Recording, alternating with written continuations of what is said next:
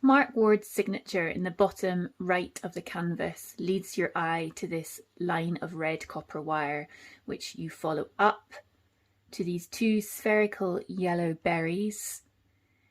From here you see this rather cute little upturned beak that's looking down at the berries. Your eye follows the curve of his little fat body down the stand on which he is set. You meet the third yellow berry here. The shadow that it casts leads you across, following the line of this white rectangle, to the other stand of the second bird, where we move up. Now he's quite upright, so we follow the curved lines of his upright body to his little red beak, which has a lovely suggestion of shadow and light cast on it, which draws our attention to it. This points us up to this wonderful ladybird with his black dots.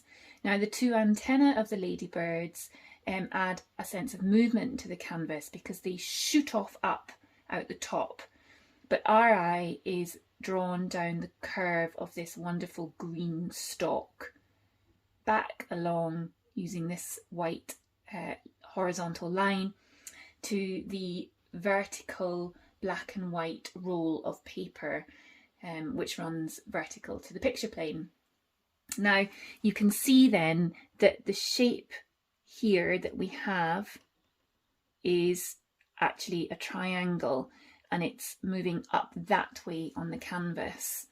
Now Mark has also used colour to help move our eye through this composition. So look at how we have black dotted across the whole picture from here to here.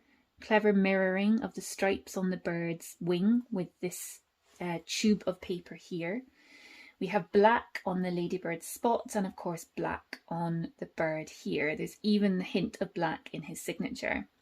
And then we have oranges and reds on the body of the birds here, here and here, which of course draw attention to the line of red copper wire that we have here. Now the very bold additions of yellow and green help to balance the picture horizontally. Without that green and without that yellow, there would be too much sort of flat space, if you like, here and here. They help to sort of draw the picture this way. Mark has used very clever use of tone and light and shadow to suggest three-dimensional form. So the light comes in on this side of the canvas and moves across this way. So you can see that the shadows are cast along here. You've got little glints of light in the birds' bodies, and you've got the light side of the yellow berries here and the dark side there. You can even see suggestions of dents and indentations in the paper roll from Mark's fingers. Now, although we have this very clever three-dimensional element, what intrigues me about a lot of Mark's work is that quite often he then will set those three-dimensional objects onto a very flat background. And look, here we have actually a combination of 1, 2, 3, 4 rectangles and squares. 2 white rectangles that run horizontally. And yes, they have shadow on them, but they haven't got the suggestion of indentations and textures that you have within this paper item here. And then you have a vertical rectangle of sort of dark mauvey purple and a square of lighter purple.